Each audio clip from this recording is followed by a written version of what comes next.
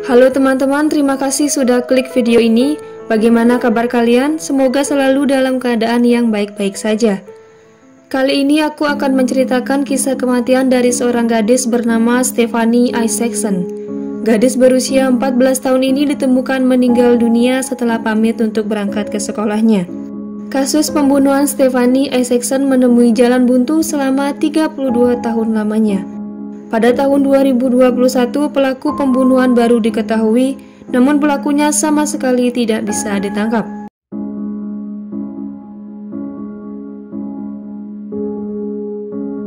Pada tanggal 1 Juni 1989 silam, adalah hari yang normal bagi Stephanie Isaacson. Ia tinggal di dekat Nellis Boulevard dan Stewart Avenue, Amerika Serikat. Gadis berusia 14 tahun itu bangun dari tidurnya dan bersiap-siap untuk pergi ke sekolah. Ia mengenakan seragam sekolahnya, mengemasi tas sekolah dan berangkat sekitar pukul 6:30 pagi ke sekolahnya di El Dorado High School, Las Vegas. Seperti biasanya, ia pergi ke sekolah melewati jalan pintas melalui tempat berpasir yang kosong. Tetapi pada hari itu ia tidak berhasil sampai ke sekolahnya.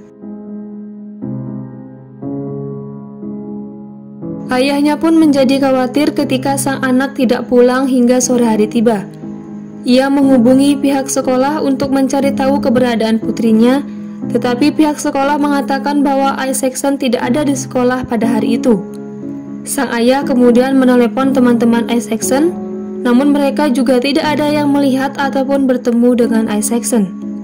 Setelah itu, ayah Isaacson menelepon polisi dan melaporkan anaknya yang hilang. Pencarian pun dilakukan melalui pencarian udara dan darat. Pada malam harinya sekitar pukul 8:40, penyelidik kepolisian melihat beberapa buku dan barang-barang sekolah Isaacson di daerah berpasir di dekat rumahnya. Tim penyelidik kemudian mulai menelusuri daerah tersebut.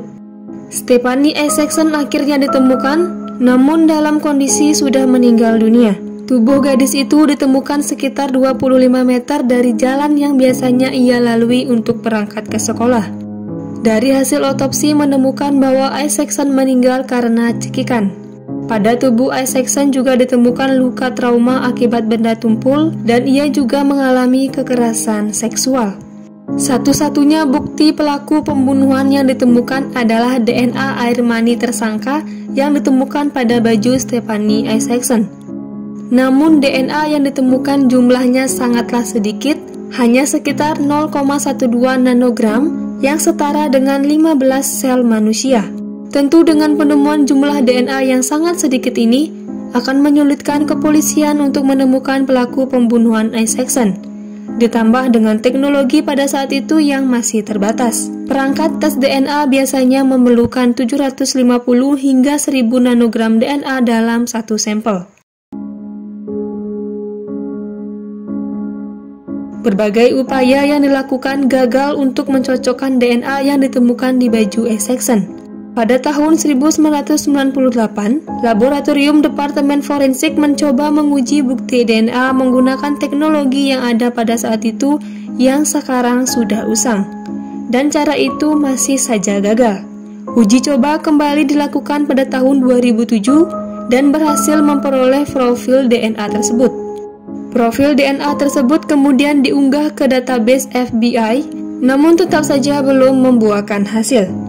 Kasus pembunuhan Stephanie Isaacson menemui jalan buntu. Hingga 32 tahun lamanya, kasus kematian Stephanie Isaacson belum terpecahkan. Kasus ini disebut sebagai kasus dingin, yaitu kasus kejahatan atau dugaan kejahatan yang belum sepenuhnya terselesaikan. Namun jika ada teknologi yang lebih baru, tentunya akan memungkinkan dilakukan tes pada sedikit DNA tersebut yang ditinggalkan oleh pelaku pembunuhan Stephanie Isaacson. Pada bulan September tahun 2020, Laboratorium Outram Labs di Texas menawarkan untuk memproses kembali kasus Stephanie Isaacson. Pemeriksaan akan menggunakan teknologi baru yaitu pengurutan genom. Tes akan dilakukan secara gratis, berkat adanya sumbangan dari seorang dermawan yang tak mau menyebutkan namanya.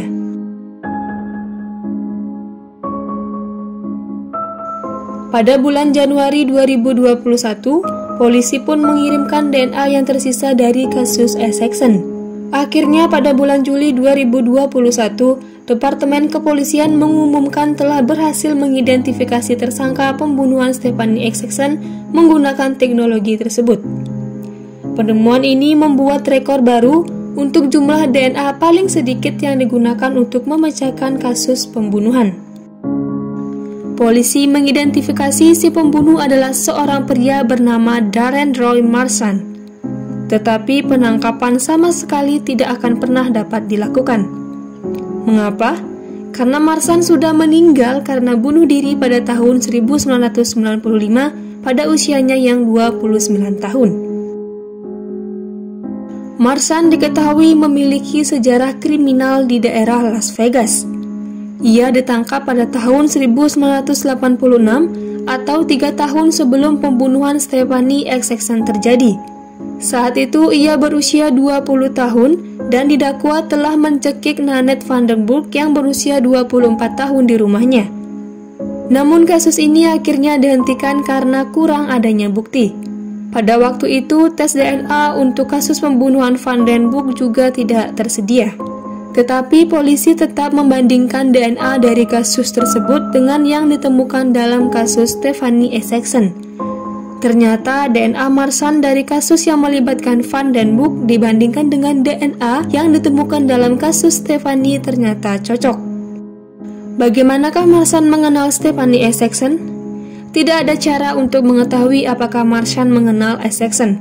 Namun diduga Marsan melakukan serangan terhadap Stephanie Essexson secara acak saat gadis itu berangkat ke sekolahnya. Bagaimana menurut teman-teman? Silakan berikan komentar kalian di kolom komentar. Terima kasih. Sampai jumpa di video berikutnya.